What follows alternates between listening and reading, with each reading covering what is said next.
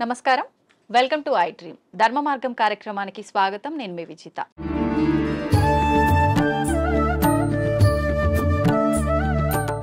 సాధారణంగా మనిషి యొక్క ఆయుష్ అనేది 100 ఏళ్ళు 100 సంవత్సరాలు అని చెప్పి మనందరం కూడా వాడుక భాషలో మాట్లాడుకుంటూ ఉంటాము. కానీ కొద్ది మంది మాత్రమే 100 ఏళ్లకు పైబడిన వాళ్ళని మనం చూస్తూ ఉంటాము. 100 ఏళ్ళు కూడా లేకుండా 60లు, ఇప్పుడు ప్రస్తుతం మాత్రం 40లోనే వాళ్ళ జీవనాన్ని కొనసాగించలేకపోవటం అయితే ప్రస్తుత పరిస్థితుల్లో మనం చూస్తున్నాము. అసలు ఈ 100 ఏళ్ల ఆయుర్దాయం ఉండాలి అనంటే ఒకప్పటి కాలంలో వాళ్ళు ఎలాంటి ఆరోగ్యానికి సంబంధించిన జాగ్రత్తలు తీసుకునే వాళ్ళో మనకైతే చాలా వరకు అవగాహన లేదు. కానీ ప్రస్తుతం నాతో పాటు ఉన్నారు స్వామీజీ. వారు 109 సంవత్సరాలు వారి జీవనాన్ని కొనసాగిస్తూ ఉన్నారు. చాలా ఆరోగ్యంగా కూడా ఉన్నారు. అసలు ఇది ఎలా సాధ్యపడింది అంటే వారు చేసే ధ్యాన సాధన వల్లే సాధ్యపడిందని అయితే చెప్పొచ్చు. ఇప్పుడు స్వామి వారితో మాట్లాడి ఆ డీటెయిల్స్ అన్ని కూడా మనం క్లియర్గా తెలుసుకునే ప్రయత్నం అయితే చేద్దాం. నమస్కారం స్వామీజీ. హరి ఓం. స్వామీజీ 109 సంవత్సరాలు అంటే మామూలు విషయం కాదు. నేనైతే ఫస్ట్ టైం చూస్తున్నా. నిజంగా మీకు ధన్యవాదాలు స్వామీజీ. ఇప్పుడు ప్రస్తుతం ఉన్న సమాజంలో రకరకాల ఆరోగ్య సమస్యలు, ఎంత ఆరోగ్యంగా ఉన్న వాళ్ళైనా 40-60కి మించి వాళ్ళ జీవనం కొనసాగించే వాళ్ళ సంఖ్య చాలా తక్కువగా ఉంటుంది. అసలు ఎలా సాధ్యపడుతుంది స్వామీజీ? ధ్యానం చేయడం వల్ల ఆయుర్దాయం అనేది పెరిగే అవకాశం ఉంటుందా? గం గణపతియే నమః, ఐం సరస్వతియే నమః, శ్రీ గురుభ్యో నమః. మా గురుగారైనటువంటి మహంత్ హిమాలయ గిరిజీ మహారాజ్ వారి పాదపద్మంలోని మనసులో స్మరించుకొని వీక్షిస్తున్న టీవీ ప్రేక్షకులకు శుభము మంగళము జరగాలని కోరుకుంటూ, మనిషి ఆయురార్థం మనిషి చేతిలోనే ఉంది. బ్రహ్మ ఏదో రాశాడు అంటారు, ఎక్స్పైరీ డేటు, డిస్పాచ్ డేటు అని. అది ఒక విధంగా కరెక్ట్ అయినప్పటికీ దాన్ని మార్చుకోగలిగిన శక్తి కూడా ఆ పరమాత్ముడే యోగము అనే దాని మీద మనకి ఇచ్చాడు. ఒక యోగ సాధన, సిస్టమేటికల్ లైఫ్, ఏ టైంలో ఏం తినాలా, ఎంత తినాలా, ఆ పద్ధతులన్నీ ఉండి ఒక గురువు నేర్పించినాడు. ఆ నేర్పించిన సిస్టమ్ ఈ రోజు వరకు తూచా తప్పకుండా పాటిస్తూ ఉంటే 109 కర్మ ఇంకా ఎన్నాళ్ళైనా బతకవచ్చు. మీకు అందరికి బాగా తెలిసి ఉంటుంది, ఒక 2 ఏళ్ల కింద పద్మశ్రీ అవార్డులు ఇచ్చినప్పుడు శివానంద అనే ఒక యోగా మాస్టర్ సరస్వతి ఘాట్ దగ్గర ఉంటాడు కాశీలో. ఈ రోజుకు యోగా నడుపుతున్నాడు ఆయన. ఆ యోగా చేస్తాడు. He is 124 years on the day which he is taking. Award తీసుకున్నప్పుడు ఆయనకు 123, ఇప్పుడు 125. మీ లోపల ఇక్కడ లౌకికంలో తిరుగుతున్న వాళ్ళలో ఆయన మీకు కనపడతాడు. మహామహా యోగులు కొంతమంది వాళ్ళ వయసు ఇంత అని వాళ్ళకు తెలీదు, వాళ్ళ డిసిపుల్స్ కూడా తెలియదు. మరి హిమాలయాలలో ఉండి తపస్సులు చేసుకుంటున్న వాళ్ళు అట్లే ఉన్నారు. సో ఈ ఏజ్ను, ఈ కట్టెను, ఉపాధిని కాపాడుకునే రహస్యాలు గురువు ద్వారా వస్తాయి. ఆ గురువు చెప్పింది తూచా తప్పక చేసినప్పుడే అది స్టాండర్డ్గా ఉంటాయి. కానీ గురువు చెప్పాడు నేను చేయలేదు అంటే ఏం లేదు. మనకు ప్రాక్టికల్గా కావాల్సినంత ఉంది. వేదాలు, ఉపనిషత్తులు, పురాణాలు ఇన్ని ఉన్నాయి. కానీ ప్రాక్టికల్, థియరాటికల్ 112 ఉంది. ప్రాక్టికల్ ఎవరు చేస్తాడో వాడు ఇట్లా ఉంటాడు. ఓకే, అంటే ఇలా చేసిన వాళ్ళకి ఖచ్చితంగా సాధ్యపడుతుంది. ఎవరైనా బతికేది 120 ఏళ్ళ ఆయురార్థం అనేది పరమాత్ముడు ఇచ్చింది. మనంతకు మనమే ఒక 20 ఏళ్ళు పోగొట్టుకుంటున్నాం. ఎట్లా అంటే పెద్దవాళ్ళ దగ్గరికి పోయి మనం నమస్తే పెడితే ఆయన శతమానం భవతి అంటాడు. 120 ఏళ్ళు భవతి అనడం లేదు. అక్కడే 120 ఏళ్ళు పోయింది. ఈ ఉన్న 100 ఏళ్లలో 50 ఏళ్ళు నిద్ర, 15-16 ఏళ్ల వరకు ఏమీ తెలియని బాల్యం, 80-90 వచ్చినప్పటి నుంచి నట్టుబోట్లు లూజ్ అయ్యి అదొక 10 ఏళ్ళు. 100 ఏళ్ళు బతికినా దాంట్లో వాడు నిజమైన బతుకు 15-20 ఏళ్ళు మాత్రమే. ఎవరికి నచ్చినట్టు మళ్ళీ దాంట్లో అక్కడికి యాత్రలు, ఇక్కడికి ప్రయాణాలు, ట్రాన్స్పోర్ట్, టీవీలు చూడాలు, సినిమాలకు పోవడాలు, ఆ గంటలంతా తీసేస్తే అది ఒక 5-6 గంటలు. అది నిజమైన మనిషి బతుకు ఎట్లా ఉండాలా అనేది అక్కడ ఉంది. ఎంతసేపు నిద్రపోవాలా, ఎంతసేపు మేలుకోవాలా. పెద్దలు అంటారు దిన్ దియా కామ్ కర్నేకి లియే, రాత్ దియా సోనేకి లియే అని. పగలు పని చేసుకునేకి ఇచ్చాడు, రాత్రి నిద్రపోయేకి ఇచ్చాడు. మనం ప్రకృతికి విరుద్ధంగా రాత్రి అంతా 11-12 వరకు మేలుకుంటున్నాం. సూర్యోదయాన్ని చూడకుండా సూర్యోదయం అయినాక లేస్తాం. కరెక్ట్. అప్పుడు లేచి స్నానాలు చేస్తాం. మన పూర్వీకులు మనకు చెప్పింది బ్రహ్మ ముహూర్త స్నానం, అది దేవతల స్నానం. సరే నీకు అది వీలు కాలేదు, 4:30కి చేయి ఋషుల స్నానం, 5:30కి చేయి మనుషుల స్నానం, సూర్యుడు బయటికి వచ్చినాక చేసే స్నానం రాక్షస స్నానం. అంత సిస్టమ్ ఎందుకు పెట్టినారు? Early to bed, early to get up. 9-10 బజేకు సోజావు, 9-10 గంటలకు నిద్రపోండి. 3 గంటల వరకు 5:30-6 గంటల నిద్ర ఒక మనిషికి అది చాలు, సరిపోతుంది. మనం అట్లా చేయడం లేదు. రాత్రి 11-12 వరకు మేల్కొని పొద్దున్న 7 గంటలకు లేస్తూ ఉన్నాం. సో అక్కడ కొంచెం దెబ్బ. రెండవది తినే ఆహార పదార్థాలు. ఒకప్పుడు ఏ ఎరువులు వేయకుండా పండించేవాళ్ళు. 6 నెలలు 7 నెలలకు కానీ కోతకు వచ్చేది కాదు ధాన్యం, గోధుమలు కానీ రైస్ కానీ. ఇప్పుడు 3 నెలలు 2 నెలలకి వచ్చేదానికి చేసేస్తూ ఉంటారు ఆర్టిఫిషియల్ ఎరువులు వేసి. సో దాంట్లో శక్తి బలము ఉండడం లేదు. ఆ తినే విధానం కూడా హైయెస్ట్ బాయిలింగ్ చేసి తింటాను. జబ్బులు మూల కారణం అది. పరమాత్ముడు సృష్టించిన 84 లక్షల జీవరాశుల్లో ఏది కూడా ఉడికించి తినడం లేదు, ఫ్రిడ్జుల్లో పెట్టుకోవడం లేదు. అవి హ్యాపీగా ఉన్నాయి, కంటద్దాలు పెట్టుకోవడం లేదు, చౌట్ మిషన్ పెట్టుకోవడం లేదు. మనం పెట్టుకుంటున్నాం. కరెంట్ ఆ ఫుడ్కు వ్యతిరేకం. సహజ ఆహారం ఋషులు మునులు అంతా కందమూలాలు, పండ్లు, ఫలాలు. పరమాత్ముడు ఏది న్యాచురల్గా ఇచ్చినాడో అప్పటికది తినేస్తారు. మళ్ళీ సాయంత్రానికి రేపటికి అని దాచిపెట్టుకోవడం కూడా లేదు.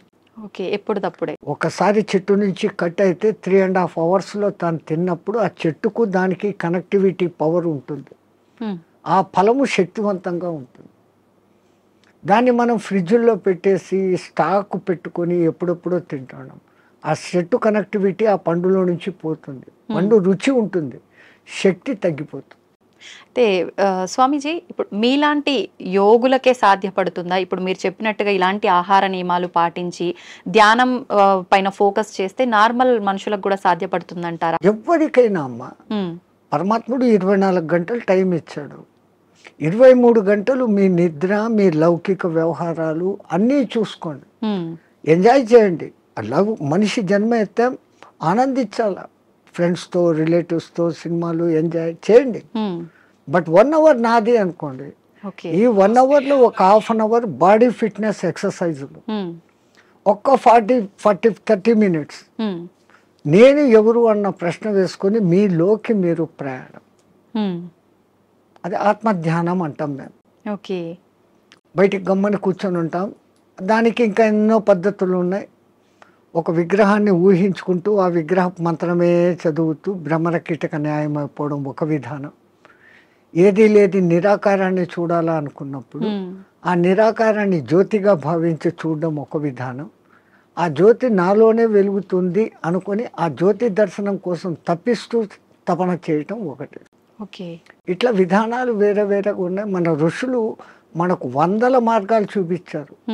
ఎవరికి ఏది అడాప్టబుల్లో, ఎవరికి ఏది సూటబుల్లో, ఎవరికి ఏది సులభంగా చేసుకోగల శక్తి ఉందో వాడు అది చేసుకుంటాడు. మనకు ఆ చాయిస్ ఇచ్చాడు పరమాత్మ. బట్ మనం యూటిలైజ్ చేసుకుంటలేదు. ఓకే, అయితే స్వామీజీ, ఇప్పుడు మీరు ఆధ్యాత్మిక మార్గం వైపు వెళ్ళటానికి, యోగిలా మారటానికి కారణం ఏంటి? మీ కుటుంబ నేపథ్యం ఏంటి? మాకు కుటుంబం అంటూనే లేదు. పరమాత్ముడి దయ, నా అదృష్టం, నా పూర్వజన్మ సుకృతం. నేను 2 ఏళ్ల పిల్లవాడిగా ఉన్నప్పుడు హరిద్వార్లో ఉన్న ఒక మేళాలో మిస్ అయినాను. మీరు జాతర ఉత్సవం అంటారు, అట్లా అక్కడ మేము మేళా అంటాం. ఆ మేళాలో మిస్ అయినాను. ఏ ప్రాంతం నుంచి వచ్చానో, నా కులం మతం ఏమి నాకు తెలియదు. బై మిస్టేక్ తప్పిపోయినానో, మా తల్లిదండ్రులకు బరువై నన్ను వదిలిపెట్టారో, ఏ కారణమైనా నాకేదో పూర్వజన్మ పుణ్యం ఉండబట్టి మా గురువుగారు అనే మహంత్ హిమాలయగిరి మహారాజ్ వారు తన స్థానం రుద్రప్రయాగ నుంచి ఆ మేళాకు వచ్చి ఉండి నన్ను చూసి చేరదీశారు. ఆయనే విద్యాబుద్ధులు చెప్పించారు. ఆ తర్వాత ఆయన దగ్గరనే 7.5 ఏళ్ళు శిష్యరికం చేసిన తర్వాత, డిగ్రీ అయిపోయిన తర్వాత ఆ మహానుభావుడు ఆ 7.5 సంవత్సరాలలో ఈ కుండలిని విద్య, యోగము, పురాణాలు, ఇతిహాసాలు, వేదము, ఈ సాధనలు చెప్పి ధర్మ ప్రచారం నీ కర్తవ్యం. ఉమ్, దేశం ఎట్లుందో తెలుసుకోవాలంటే ముందు పాదయాత్రతో దేశమంతా తిరిగిరా, చార్ధామ్ దర్శన్ అన్నారు. ఉమ్, బడా చార్ధామ్ అని ఒకటి, చిన్న చార్ధామ్ అని రెండు ఉన్నాయి. ఓకే. బద్రీ, కేదార్, గంగోత్రి అనేది చార్ధామ్ చోట. ఉమ్, బడాది బద్రీ నుంచి పూరి జగన్నాథ్, రామేశ్వరం, ద్వారకా. ఉమ్, ద్వారకా నుంచి స్వస్థానం అంటే ఉమ్, ఒక్క కాశ్మీర్ విడిచిపెట్టి మిగతా మన దేశం అంతా ఒక చక్కర కొడతాం. ఉమ్, ఈ పవిత్ర భారతదేశంలో ఎన్ని సాంప్రదాయాలు ఉన్నాయి, ఎంతమంది ఆహారపు అలవాట్లు ఉన్నాయి, ఉమ్, ఎన్ని వాతావరణ పద్ధతులు ఉన్నాయి. ఈ ఉపాధికి అవన్నీ అకష్టం కావాలా. ఉమ్, నాకు ఇదే కావాలా అన్నవాడు సన్యాసి కాదు.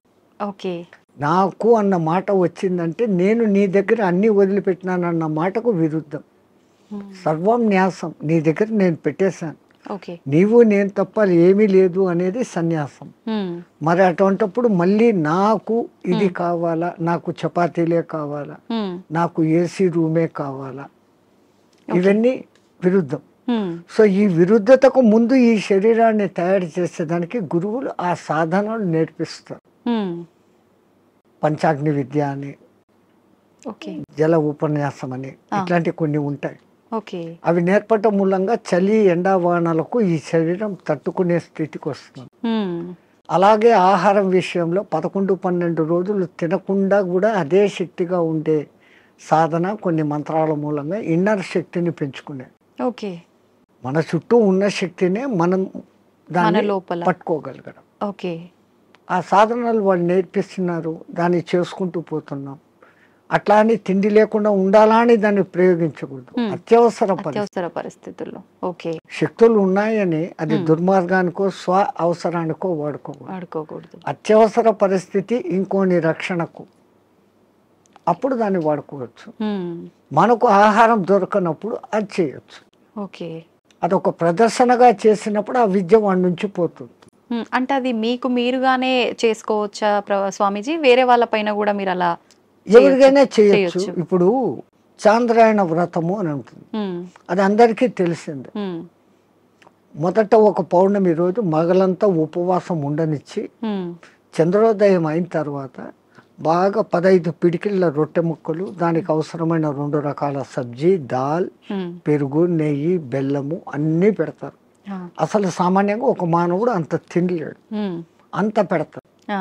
ఆ తర్వాత చంద్రకళలు ఎట్లెట్లా తగ్గుతాయో ఒక్కొక్క ముఠి తగ్గిపోతా పిడికెడు తగ్గిపోతా వస్తుంది. అమావాస్యకు ముందు దినం ఒకే పిడికెడు ఉంటుంది, అమావాస్య పొద్దు ఏమీ ఉండదు. ఫస్ట్ 15 days అన్టాలరేటబుల్, మనిషికి అలవాటు కాదు. మళ్ళీ ఒక్కొక్క పిడికెడు పెంచుకుంటూ పౌర్ణమికి మళ్ళీ 16 ముద్దల భోజనం, మళ్ళీ రెడ్యూస్, మళ్ళీ డెవలప్, మళ్ళీ రెడ్యూస్, ఇట్లా చేస్తారు. మొదట్లో మాకు కూడా చాలా బాధ అనిపించి మా గురువు గారితో అడిగాం, ఇట్లా కొంచెం కొంచెం చంపే బదులు ఒకటేసారి చంపేయచ్చు కదా పబ్లిక్. ఆయన అన్నాడు, రే ఈ పాపీ పేట్, ఈ పొట్ట ఇట్లా జానడు ఇట్లా జానడు. ప్రపంచంలో ఎంత పెద్ద గుంతనైనా రోజు 3 పిడికెళ్ళు మన్ను వేస్తే 10 ఏళ్లకో 20 ఏళ్లకో నిండిపోతుంది. అవును. ఈ పొట్టకు 4 సార్లు 5 సార్లు వేసినా నిండదు. నువ్వు దీన్ని జయించుకున్నావంటే జితం జిహ్వా జితం సర్వం, నాలుకను నువ్వు జయిస్తే రుచులను తప్పించి ఎంత నీకు అవసరమో అంత నువ్వు తిన్నప్పుడు ఆ పొట్ట మీద నీకు కాబు వస్తుంది. అప్పుడు నువ్వు ప్రపంచంలో ఎవరికి లొంగాల్సిన పనులు. ఈ ఆకలే కదా మనిషిని లొంగదీస్తుంది, అపరాధాలు చేయిస్తుంది, అబద్ధాలు ఆడిస్తుంది. అంటే వాడి కోసం, ఆ పొట్ట కోసం, వాడి మీద ఆధారపడిన పొట్టల కోసం. దీని మీదనే కాబు పొందితే ఏంటే అవసరం లేదు. మేము ఎక్కడో పాదచారులుగా తిరిగేటప్పుడు మాకెప్పుడో పిలిచి భిక్ష పెట్టడు. మళ్ళీ సన్యాసంలో ఇదొక రూల్, ఎవరైనా పిలిచి భోజనం పెడితే తినాలా తప్ప మాకై మేము ఇట్లా అనకూడదు. అడిగితే అది రుణం, వాళ్ళై వాళ్ళు ఇస్తే అది దక్షిణ. ఈ అర్థాలు ఉన్నాయి. రుణపడినాము అంటే ఆ రుణం తీర్చుకునేకి మళ్ళీ ఇంకో జన్మ ఎత్తాల్సిందే. జన్మరాహిత్య స్థితి కోసం సన్యాసం. మరి ఇప్పుడు మళ్ళీ ఈ లంపటంలో ఎందుకు పడాలి? ఎట్లాగో గురువు ఇచ్చిన సాధన ఉంది, ఉండొచ్చు, అప్పుడు వాడుకుంటాం దాన్ని. స్వామీజీ మీరు చెప్పారు కరెక్టే. అలా మేము చేయి చాపి అడిగామంటే అది రుణంలాగా ఉండి మరొక జన్మకి దారి తీస్తుంది. కానీ చాలామంది బాబాల్ని, స్వామీజీల్ని చూస్తున్నాం కదా, వాళ్ళు ఖచ్చితంగా తీసుకుంటూ ఉంటారు. వాళ్ళందరినీ దొంగ బాబాలు అలా అనొచ్చు అంటారా? ఈ ప్రకృతి పరమాత్ముడు సృష్టించిన దాంట్లోనే చెడు మంచి రెండు ఉన్నాయి. చెడు ఉన్నప్పుడే మంచి ఏదో మీరు ఐడెంటిఫై చేయగలుగుతారు. బాగా ఎండలో తిరిగేసి వచ్చారు, మీ ఇంట్లో కూర్చొని ఫ్యాన్ ఆన్ చేశారు, ఆ చల్లగాలి ఆహా అంటున్నారు. ఈ ఆహా అని మీకు ఎప్పుడు అనిపించింది? ఆ ఎండ అనుభవించినాక, ఆ బాధ అనుభవించినాక. అది లేకపోతే మీరు జీవితాంతం ఫ్యాన్ కిందనే ఉన్నప్పుడు ఈ ఫ్యాన్ నాకు సుఖం ఇస్తుంది అన్న గుర్తింపు మీకు రాదు. సో సుఖాన్ని మీరే గుర్తింపు చేసుకుంటున్నారు. ఎండలో తిరిగి ఉస్సు బస్సు నాకు నీళ్లు తప్పికెత్తంది మంట అనే ఫీలింగ్ వచ్చినప్పుడు కష్టాన్ని మీరే ఫీల్ అవుతాడు. ఓ అది కష్టము, ఇది మంచిది, బాగుంది అనే కంపారిజన్ వస్తాను. అట్లా లోకంలో వేరే రకాలు ఉంటారు. ఇంకోళ్ళను మనం విమర్శన దృష్టిలో మేము చూడం. అతను దృష్టిపథం ఎట్లాడుతూ కొంతమంది ఉంటారు, మీ కర్మను తొలగించాలంటే మీ దగ్గర నుంచి ఏదో ఒకటి తీసుకున్నప్పుడు మీ తీసుకోవడం బాహ్యంగా ఉన్నా దాని వెనకల మీ కర్మను లాగలిగిన గొప్ప వాళ్ళు ఉంటే ఆ పని చేస్తారు. ఇంకా కేవలం బతుకు తెరువు కోసం ఈ బట్టలు వేసుకొని తింటున్నాం చేస్తున్నాం అనే వాళ్ళు ఉన్నారు లోకం.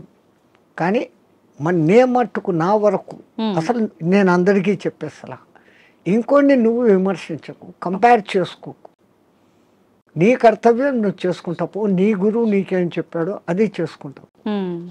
కంపారిజన్లోకి పోతే ప్రపంచమంతా ఇంకా సమస్యలే.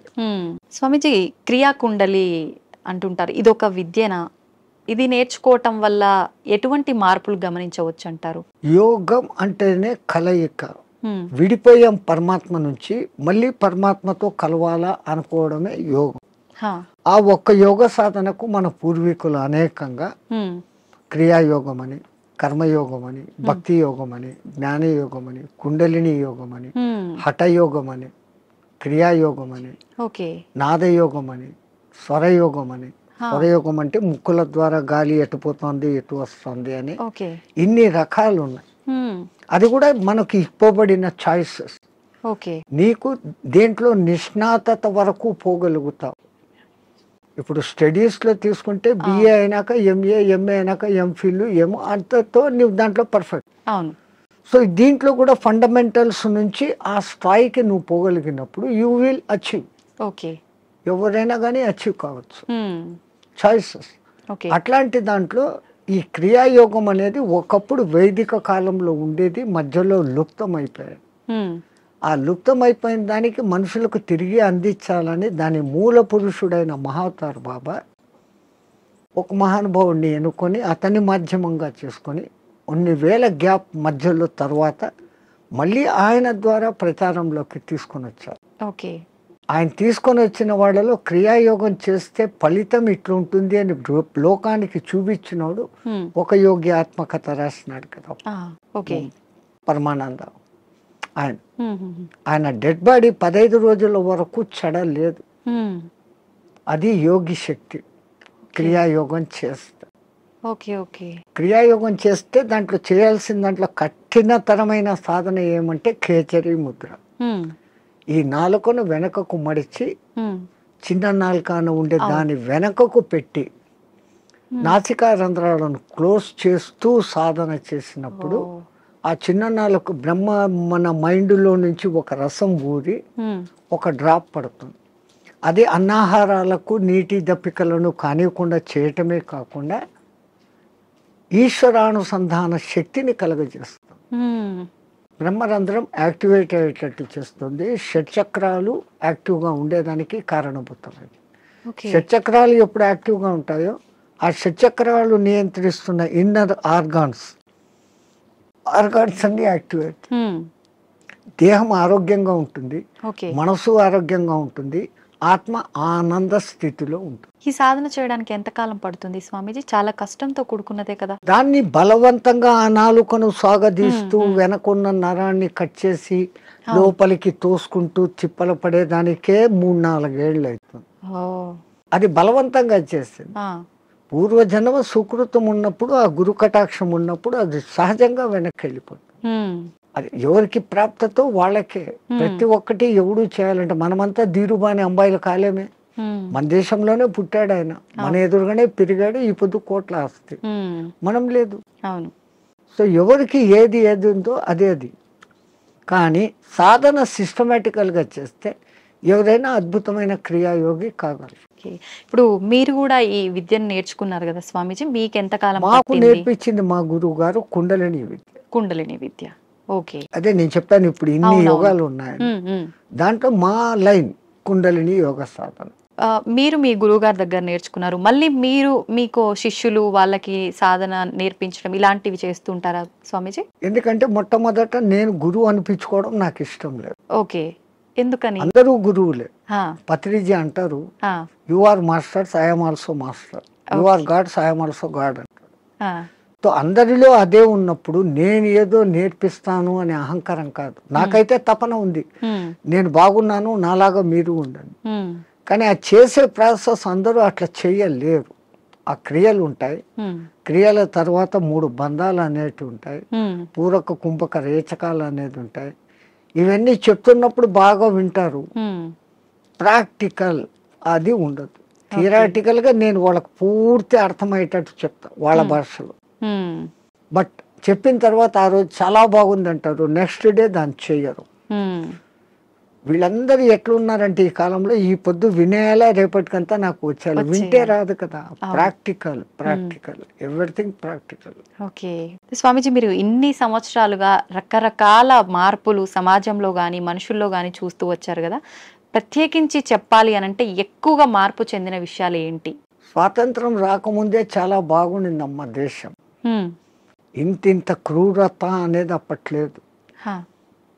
అప్పుడు వాళ్ళ పోలీసింగ్ చాలా తక్కువ అయినా బ్రిటిష్ వాళ్ళు పద్ధతిగా ఉన్నారు. కానీ వాళ్ళది వాళ్ళు ప్రచారం చేసుకునేకి మన గురుకుల వ్యవస్థను ధ్వంసం చేసి ఈ ఇంగ్లీష్ ఏబిసి కాన్వెంట్లు పెట్టారు.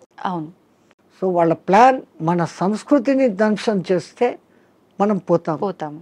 కానీ మన సనాతన ధర్మ సంస్కృతి అజరామరం, ఎవడు దాన్ని ఏమీ చేయలేదు. 1000 ఏళ్ళు ప్రయత్నం చేశాడు ముస్లిమ్స్, కాలేదు. 400-500 చేసిన బ్రిటిష్ వాళ్ళ చేత కాలేదు. ఈ పొద్దుకు అది అజరామరంగా ఉంది. ఎందుకంటే మనది గురు శిష్య పరంపర, అది ఎక్కడా పోదు. ఇప్పటికి కేరళలోను కాశ్మీర్లోను ఉన్న బ్రాహ్మిన్స్, నంబుద్దిడి బ్రాహ్మణ్స్ అని ఉంటారు. వాళ్ళ వేద పఠన విధానం, వాళ్ళు వేదాన్ని కాపాడుకుంటూ వస్తున్నారు. పుస్తక రూపంలో వీడు కాల్చేశాడు, మస్తకాన్ని ఎక్కడ కాలుస్తావు? మస్తకంలో పెట్టుకుని తరతరాలు అందిస్తున్నారు. కాబట్టి మన దేశం ఈ రోజుకు అలాగనే ఉంది, భవిష్యత్తులోనూ అలాగనే ఉంది. ఒకప్పటి రోజుల్లో చూస్తే ఆడవాళ్ళకి చాలా ప్రత్యేకత, గౌరవం ఉండేది. ప్రస్తుత సమాజంలో అది అసలు కనుమరుగైపోయిందనే చెప్పాలి. మనుశాస్త్రంలో నా స్త్రీ స్వాతంత్రం రహస్య అన్నాడు అని దాన్ని ఏదో తప్పుగా లోకం చెప్తా ఉంది. ఆయన ఆ మాట అన్న తర్వాత దాని వెనకాల ఎంత ఎక్స్ప్లెనేషన్ ఇచ్చాడో అది చదవరు. ఒక అమ్మాయిని తండ్రి, అన్నదమ్ములు అపురూపంగా రక్షకులుగా ఉండాలి. పెద్దదై పెళ్లి చేసిన తర్వాత భర్త రక్షకుడుగా ఉండాలి. తనకు వయసు పెద్దదైనప్పుడు సంతానము తల్లిని అపురూపంగా చూసుకోవాలి అని ఆయన చెప్తూ, ఇంతమంది ప్రొటెక్షన్ లో ఉండే ఆమెకు వేరేగా స్వాతంత్రం అవసరం లేదు అన్న మాట అంటే, దాన్ని మనం మిస్అండర్స్టాండ్ చేసుకొని ఆ స్త్రీలకు స్వాతంత్రం లేకుండా చేశారు, మీ సంస్కృతి వెస్ట్, మేము చూడు ఎంత ఫ్రీనెస్గా ఉన్నాము అని. ఫ్రీనెస్గా ఉండి 3 రోజులకు ఒకసారి విడాకులు తీసుకుంటున్నారు. మన సనాతన ధర్మంలో విడాకులు అన్న వ్యవస్థ లేదు. ఒక్కసారి పెళ్లి చేసుకుంటే జీవితాంతం వాళ్ళిద్దరూ కలిసిమెలిసి ఉండాలా అన్నంత వ్యవస్థ పెట్టారు. స్వామీజీ, మీరు అన్నది కరెక్టే, కానీ ప్రస్తుత సమాజంలో చూసుకుంటే విడాకుల సంఖ్య చాలా పెరిగిందనే చెప్పాలి. ఎందుకంటే ఈ డామినేషన్ పెరిగిపోయింది. నేను నీలాగా చదువుకున్నాను, నన్ను తక్కువ ఎక్కువ చూస్తున్నావు అన్న డిఫరెన్స్లు వస్తాను. ఒక చిన్న కాంప్రమైజ్, ఆయన అట్లా అన్నాడు నేను ఇట్లా అన్నాను అంటే అది విడిపోతుంది. ఎవరో ఒకడు తగ్గడము ఎక్కడము చేసుకుంటూ పోయినప్పుడు ఆ బంధం మొదట్లో కొంచెం కొట్లాటలు జరిగినా జీవితాంతం సాగుతుంది. ఈ మధ్య ఏమైపోయింది, చిన్న చిన్న విషయాలకు కూడా ఆ ఫారినర్స్ లాగానే ఈ రోజు పెళ్లి 3 నెలలకే డైవర్స్. అవును. అభిప్రాయ భేదాలు, లవర్స్ పెళ్లి చేసుకున్న వాళ్ళు కూడా విడిపోతాడు. వీళ్ళు ఒకళ్ళనొకళ్ళు ముందు అర్థం చేసుకోవడం, ముందు అర్థం చేసుకొని ఈమెది తన ఇంట్లో తాను రాణిలాగా పెరిగింది, ఇప్పుడు వాళ్ళందరినీ వదిలి మా ఇంటికి వచ్చింది, నా పేరు నిలబెడుతుంది నా కుటుంబంలోకి వచ్చి అని ఆమెను అంత గౌరవంగా ఈయన చూసుకున్నప్పుడు, ఇప్పుడు మా అమ్మా నాన్నలు మా అత్త మామలే, నా మొగుడే నాకు దేవుడు అన్నట్లు ఈమె చూసుకున్నప్పుడు లోకంలో ఈ డిఫరెన్సెస్ రావు.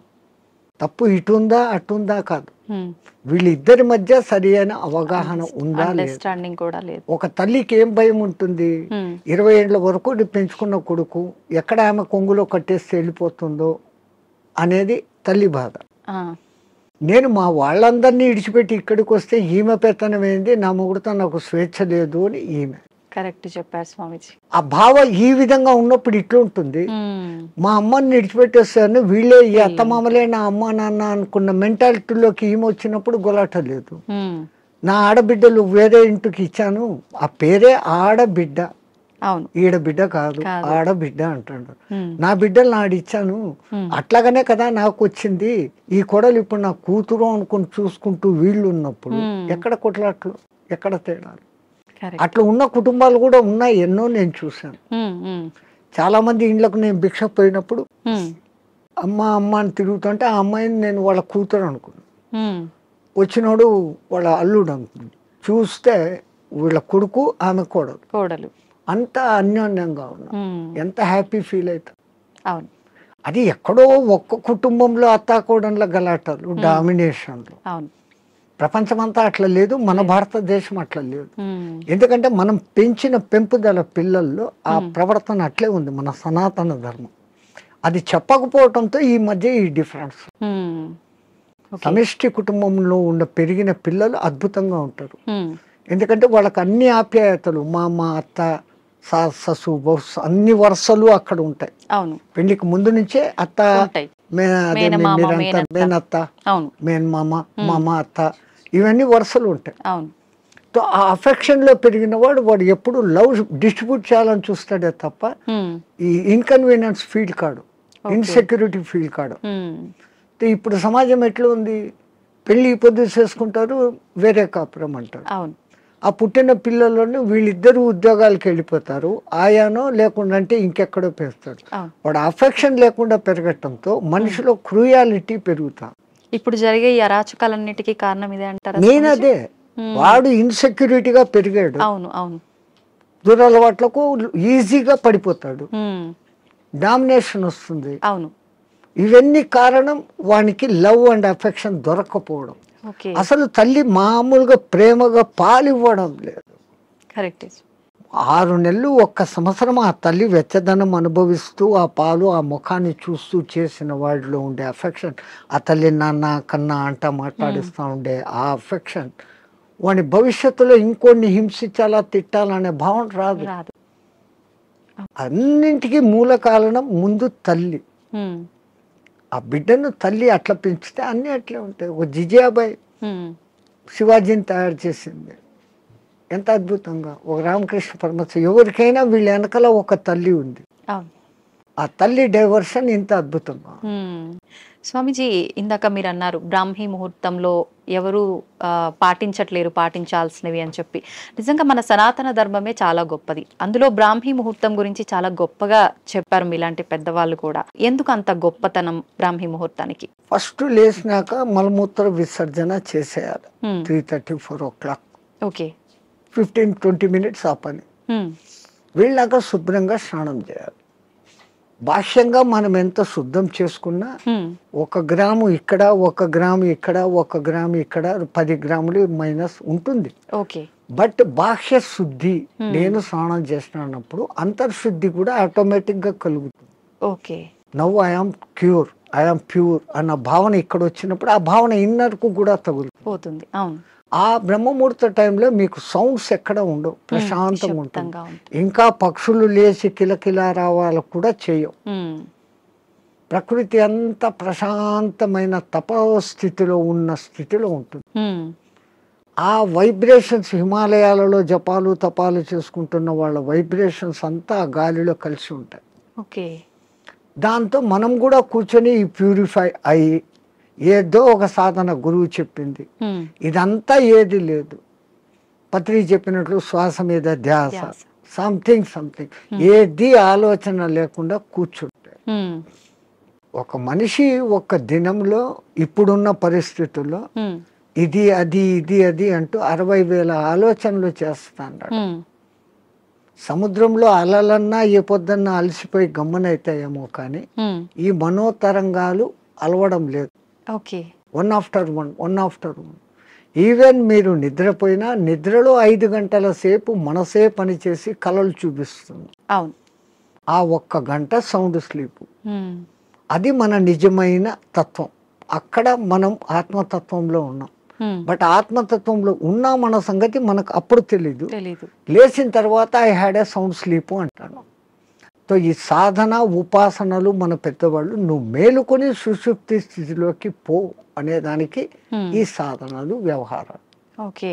అయితే ఇప్పుడు సాధనలు ఇవన్నీ చేయలేని వాళ్ళు, నార్మల్ వాళ్ళు ఇప్పుడు బ్రహ్మీ ముహూర్తంలో ఇలాంటి పనులు చేయాలి, అలాంటి పనులు చేయాలి, అసలు కరెక్ట్ బ్రహ్మీ ముహూర్తం అంటే ఏ సమయం నుంచి ఏ సమయం వరకు? అదే చెప్పాను కదా, 3 to 3:45 దేవతల టైం. ఓకే. 3:45 to 4:45 ఋషుల టైం. 4:45 to 5:45 మానవుల టైం. ఓకే. ఆఫ్టర్ దట్ రాక్షసుల టైం అన్నట్టు.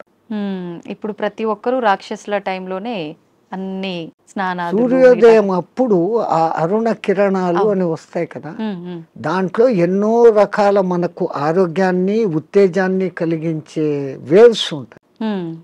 అల్ట్రావైలెట్, ఇన్ఫ్రారెడ్, ఎలక్ట్రోమాగ్నెటిక్, దానికి ఏమో ఇప్పుడు ఈ పేర్లన్నీ పెట్టారు. అప్పుడు సూర్యుని 7 వర్ణాలకు కలుపుకొని దాంట్లో తెలుపులో 7 వర్ణాలు ఉన్నాయని మన వాళ్ళు గుర్తించి చేస్తాను ఆ సాధన, వర్ణ సాధన. ఇప్పుడు అదే కలర్ థెరపీ అని మళ్ళీ బయటకు వచ్చింది. రంగు బాటళ్ళలో నీళ్లు పెట్టి సూర్యుడి దగ్గర పెట్టి బయట ఎండలో 7 రోజులు అట్లా పెట్టిన నీళ్లు తాగితే ఆ కలర్కు సంబంధించిన జబ్బు ఉన్న వాళ్ళకు క్యూర్ అవుతారు. ఒక్క సూర్యుడు ఆరోగ్య ప్రదాత అని మన వాళ్ళు చెప్పారు. దాంట్లో నుంచే ఇన్ని వస్తున్నాయి. ఇప్పుడు మన భూమి మీద పెరుగుతున్న మూలికలు అన్నీ పెరుగుతున్నాయంటే సూర్యుడు ఆధారం. నైట్ పూట తన సూర్యకిరణాలనే చంద్రుని మీదకి పంపించి అక్కడి నుంచి రిఫ్లెక్ట్ అయ్యి అది ఔషధులకు శక్తిని ఇస్తున్నాడు సర్కిట్. ఓకే. సో అందుకే మన పూర్వీకులు గుర్తించి ఆరోగ్యం భాస్కరాది చేత అన్నారు. ఆరోగ్యం సూర్యుని చేతిలో ఉంది. ఓకే. స్వామిజీ, ప్రాణాయామం ఇది చేసే వాళ్ళు ఎక్కువ కాలం జీవించే అవకాశం ఉంటుందంటారు కదా? 100%.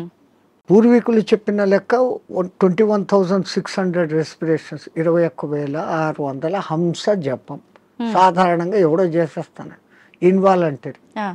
అప్పుడు ఆ ఊపిరితిత్తులు ఇంతే పని చేస్తుంది.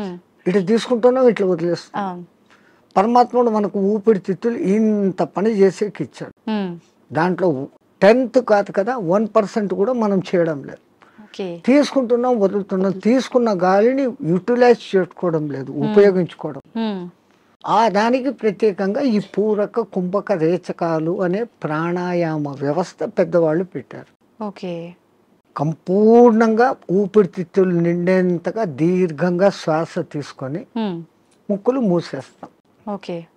ఆ తర్వాత బలవంతంగా ఆ గాలిని మింగుతున్న ఫీలింగ్ చేసి కడుపులో కూడా గాలి పోతోంది అని చెప్పి మళ్ళీ ఒకసారి ముక్కులు ఓపెన్ చేసి ఇంకొంచెం తీసుకుంటాం. అంత గాలి తీసుకొని మన కెపాసిటీని బట్టి 30 సెకండ్స్ 40 సెకండ్స్తో ఆరంభించి నెలలు సంవత్సరాలు గడిచేసరికి 2 minutes 2.5 minutes వరకు ఆ కుంభకంలో ఉంచినప్పుడు తీసుకున్న గాలి మొత్తం యూటిలైజ్ అయ్యి కణాలు ఇడిచిన కార్బన్ డైఆక్సైడ్ అంతా వచ్చి బయటకు వచ్చేస్తుంది. అది రేచకం. ఈ విధంగా చేయడంలో మనకు శాస్త్రజ్ఞులు, మన ఆ పూర్వీక శాస్త్రజ్ఞులు చెప్పింది ఇడా పింగళ అనేది సూర్య చంద్ర నాడులు. ఒక ముక్కు ద్వారా చల్లని గాలి బాడీలోకి వస్తుంది, ఒక ముక్కు ద్వారా వేడి.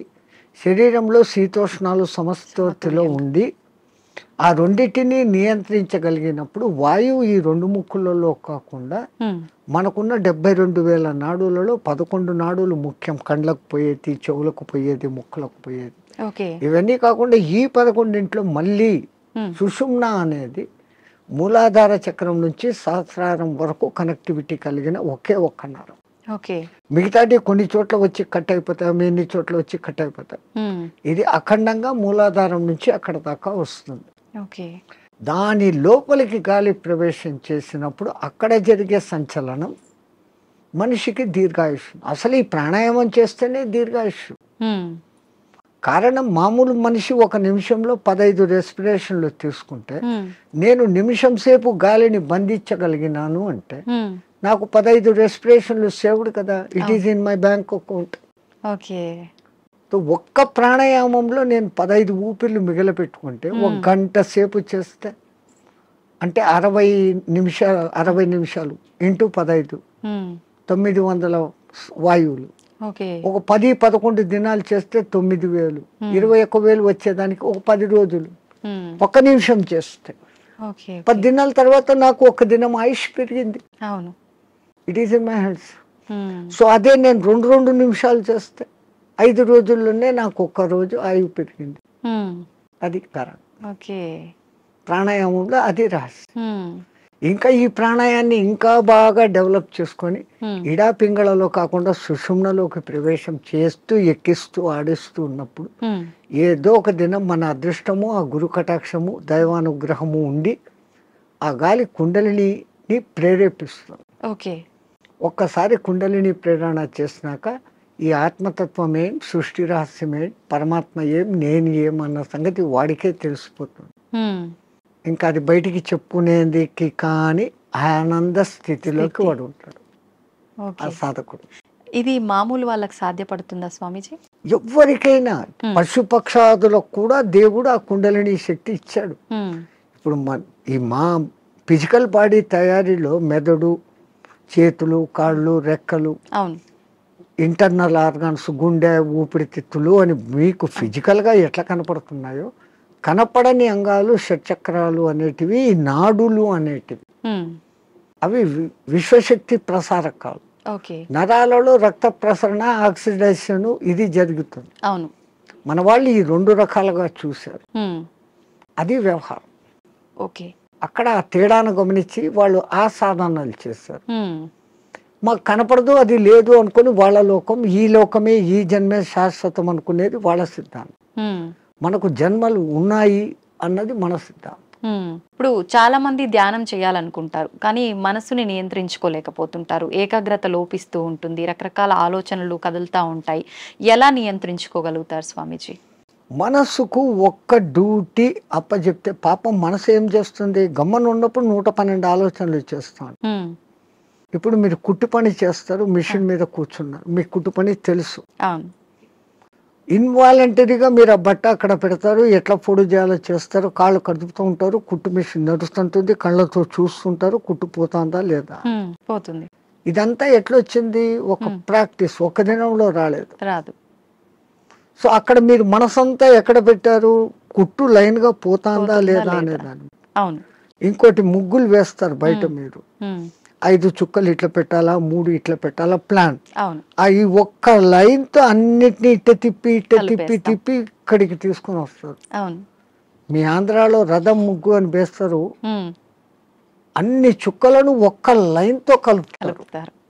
సో అక్కడ వాళ్ళ కాన్సన్ట్రేషన్ అంతా ఎక్కడుంది? నేర్చుకున్నప్పటి నుంచి ఎట్ట తిప్పారు, కళ్ళు అట్ట పోతుంటాయి, చెయ్యి అట్ట వెళ్ళిపోతా ఉంటుంది. సో ఈ కాన్సన్ట్రేషన్ మీరు అక్కడ పెట్టారు. అట్లే మనం ఒక్క దాని మీద కాన్సన్ట్రేషన్ పెట్టినప్పుడు మనసు ఆ టైంలో మీకు 2వ ఆలోచన ఏముంది? ముగ్గు వేస్తున్నప్పుడు మా మామ అట్లా అన్నాడు, మా కొడుకు ఇక్కడ పోయినాడు, ఇవన్నీ ఆ టైంలో లేదు. టిఫిన్ చేయాలా, అది నథింగ్. సో అక్కడ ఐడియల్ అయిపోయింది. సో ఒక్క పర్టికులర్ డ్యూటీ మనసుకు అప్పచెప్పతే ఆ మనసు అదే చేస్తాం.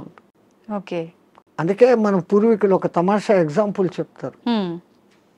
ఎవరో ఒక ఆయన తపస్సు చేశాడు, దేవుడు ప్రత్యక్షమైతే నా అన్ని పనులు చూసుకునేదానికి ఒక సెక్రటరీని నాకు అపాయింట్ చేయి. వాడు దేవుడే ప్రత్యక్షమైతే వాడు ఇట్లాంటి వరం అడిగాడు. అది కూడా నేను చెప్పంగానే చేసేయాలా అన్నాడు. డేంజర్ రా, నువ్వు ఎప్పుడు దానికి పనులు చెప్పలేవు, అది పనులు చెప్పకపోతే నీకే తినేస్తుంది అని. నో ప్రాబ్లం, నేను ఎప్పుడు పనులు చెప్తాను దానికి అన్న. ఆ, ఆ దెయ్యం ప్రక్షేపమైంది. నాకు ఒక 6 అంతస్తులు బిల్డింగ్ కట్టు అన్నాడు. 6 అంతస్తులు బిల్డింగ్ కట్టేదానికి 2-3 ఏళ్ళు అవుతుందని వీడు అనుకున్నాడు. ఆ, అది పట్టు అనింది, బిల్డింగ్ తయారైపోయింది. మహారాజ్ ఇంకేం పని అనింది. కుక్కర్ కావాలా, ఫ్రిడ్జ్ కావాలా, బెడ్ కావాలా, ఏసీ కావాలా, వీడు ఇట్లా అడుగుతున్నాడు. అక్కడక్కడ అన్ని వచ్చేస్తాను. చేస్తా ఉన్నాయి. ఇంక ఏం అడిగేదానికి లేకుండా పోయింది. ఇంక దానికి పని చెప్పకపోతే వీడి పని పడుతుంది. అంతే. అప్పుడు వాడు గురువు దగ్గరికి పోయినాడు. మహారాజ్, బుద్ధి లేక నేను ఇట్లాంటి వరం అడిగినాను, ఇది ఇట్లా చేస్తుంది అనుకోలేదు. What am I to do, క్యా కర్నా మై? అరే ఉస్ భూత్ కో ఇతర్ లేకే, ఆ దేయాన్ని ఎక్కడికి తా అన్నాడు. అది వచ్చింది. మా గురువు చెప్పిన పని చేయను, దానికి కమాండ్ అన్నా. అది ఇంకోటి మాట, వీడి మాట వినాలి కదా. అవును. వీడు చెప్పినాడు, మా గురువు చెప్పినట్టు చేయన్నాడు. ఓకే మహారాజ్, గురు మహారాజ్ ఏం చేయమంటారు? అక్కడ ఒక తాటి చెట్టు ఉండేది, దాన్ని ఎక్కువ దిగు అన్నాడు. అది ఈ రోజుకు ఎక్కి దిగుతానే ఉంది. So technique. అవును.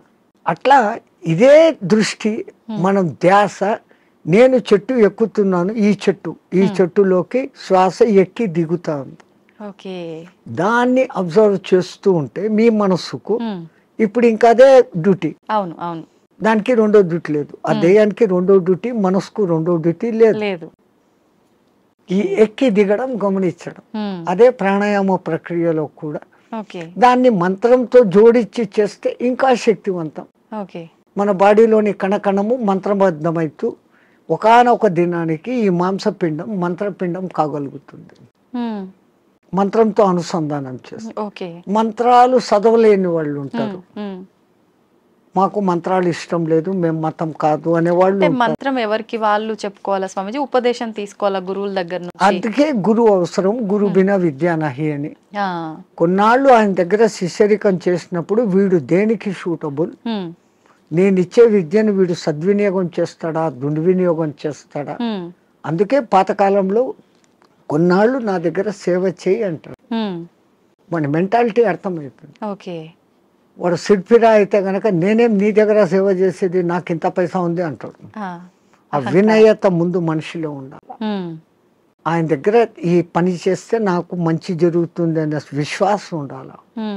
ఈ రెండు ఉన్నప్పుడు ఆ గురువు గాడిదను చూపించి ఇది దేవుడు, దీన్ని పూజ చేయంటే చేసినప్పుడు ఆ గాడిదలోనే నీకు దేవుడు కనపడుతుంది. పైలా విశ్వాస ప్రథం సోపాన్. విశ్వాసం అనేది అన్నిటికీ మించిన శక్తి. ఇక్కడ ఒకటి అచీవ్ చేయాలనుకున్నప్పుడు దాని మీద నేను చేయగలనా లేదా ముందే డిసిషన్ తీసుకోండి.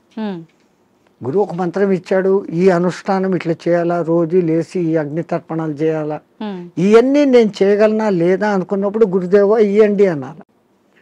ఆ మంత్రం తీసేసుకున్నాను, నేను చేసుకోలేదు, దాన్ని చేయాల్సిన రీతిలో చేయకపోయినప్పుడు ఏం ఫలితం? సైకిల్ మోటార్ మీ దగ్గర ఉంది, దానికి పెట్రోల్ పోసేది పని ఉంది కదా. పెట్రోల్ పోకుండా నేను కొనుక్కున్నాను 1,00,000 పెట్టి పోవాలా ఇది అంటే ఎట్లా పోతుంది? పెట్రోల్ పోయాలా, అప్పుడప్పుడు దానికి ఏదో ఆయిల్ పోయాలా, మైనర్ రిపేర్స్ చూసుకోవాలా, అప్పుడు ఆ బండి పోతుంది. లైక్ ది సేమ్ ఒక సిస్టమ్ ప్రాసెస్ అని గురువు చెప్పినప్పుడు ఆ ప్రాసెస్ అంతా చేస్తున్నప్పుడు అది మిమ్మల్ని ఉద్ధరిస్తుంది. స్వామిజీ, హిమాలయాలు అనగానే మనకు అక్కడ ఇలా కొన్ని ఏళ్ల పాటు ధ్యానం చేసే వాళ్ళు ఉంటారని చెప్పి వింటుంటాం.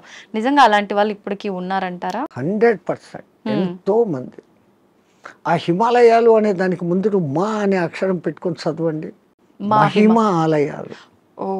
మన దేశం మొత్తంలో చాలా కొద్ది ఆలయాలు ఉన్నాయి. ఆ లయాలు అంటే అందులో లయం. హిమ ఆలయం అంటే హిమములో లయం కావడం. హిమం అంటే ఏంటి? మంచు. నీటికున్న 3-4 లక్షణాలలో ద్రవస్థితి, ఘనస్థితి, ఆవిరి స్థితి, దాని తర్వాత ప్లాస్మా స్థితి. ఇది ఏది కానిది మంచు స్థితి. అది అట్లా నీళ్లు కాదు, ఇట్లా ఘనాకార ఐస్ కాదు. మంచును బాగా ప్రెస్ చేస్తే అప్పుడు మీకు ఐస్ అవుతుంది. ఇది మధ్యస్థ స్థితి. మంచు అంటాం, హిమము అంటాం. నిజంగా దానికి మహిమము, మహిమ కలిగిన పదార్థం. అది అక్కడంతా వ్యాపించి ఉంటుంది.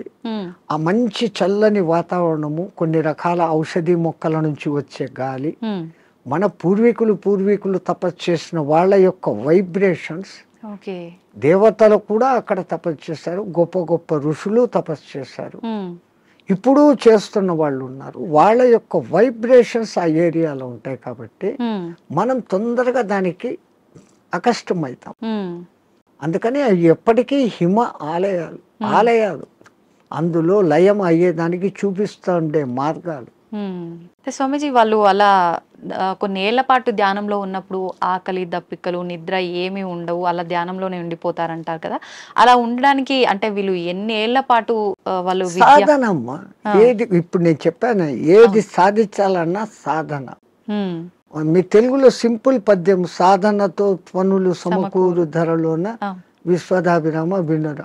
సాధన దేనికి కూడా, ఏది చేస్తే కూడా సాధన. స్వామిజీ, మన సనాతన ధర్మంలో ఓంకారానికి చాలా ప్రత్యేకత ఉంది. అది ఓంకారం కాదు, ఔంకారం. మీరు మనం పలకడమే దాన్ని తప్పు పలుకుతున్నాం.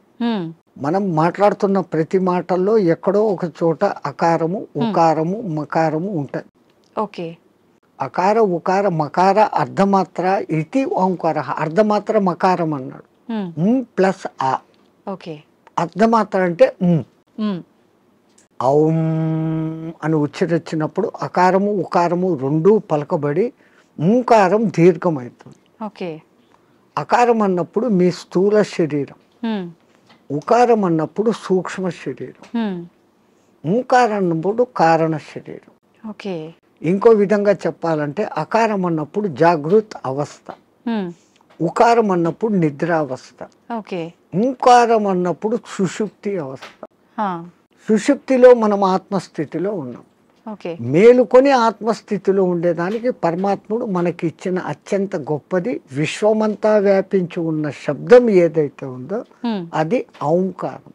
ఓంకారం కాదు, ఔంకారం. అయితే మనం ఇప్పుడు మీరు చెప్పినట్టుగా చూస్తే ఎవ్వరం కూడా కరెక్ట్గా దాన్ని పలకట్లేదనే చెప్పాలి, సాధన చేయట్లేదనే చెప్పాలి. మరి అక్కడే గురువులు చెప్పేది ఈ వివరమంతా చెప్పి, ఒరే నాయనా ఇట్లా ఉచ్చారణ చేయన్నప్పుడు విశ్వమంతా వ్యాపించున్న ఆ శబ్దంతో మన శబ్దము అనుసంధానం అవుతుంది. సైంటిస్ట్ ఇప్పుడు రికార్డు చేశారు, సూర్యుడి నుంచి చూస్తున్న శబ్దము ఔం ఔం అని ఉంది, గెలాక్సీ సౌండ్ ఔం అని ఉంది, భూమి తిరిగే వేగపు సౌండ్, గ్రహాలు తిరిగే వేగపు సౌండ్ వేరే వేరే విధంగా వినపడుతున్నాయి, కానీ అంతంగా ఔం ఔం అన్న శబ్దమే ఉంది. సో దాన్ని ఇట్లా అట్టాడు చేసినప్పుడు ఔం ముక్కుల ద్వారా వదులుతున్నాం, మనం చేసేది ఓ అంటున్నాం నోటి ద్వారా. ఓడ అవును, అవును అనేది రావడంలే. అవును అనే దాని పక్కన శూన్యం పెట్టినప్పుడు ఔం. అకార ఉకార మకారాలు మూడు పలకపడతాయి. ఇక్కడేం జరుగుతుంది, ఓ అంటున్నాం, నోటి ద్వారా గాలిపోతాం. సో మనం పూర్ణ ఫలితం పొందలేదంటే చిన్న పొరపాటు అక్కడ ఉంది. అది ఎందుకు అంత రహస్యంగా పెట్టి గురువులు శిష్యులకే చెప్పినప్పుడు దాన్ని అర్థం చేసుకొని వాడు చేస్తున్నాడు. అందరికీ చెప్పాలా అంటే దానికి అర్హత ఉండాలి, ఆ ప్రాప్తత ఉండాలి.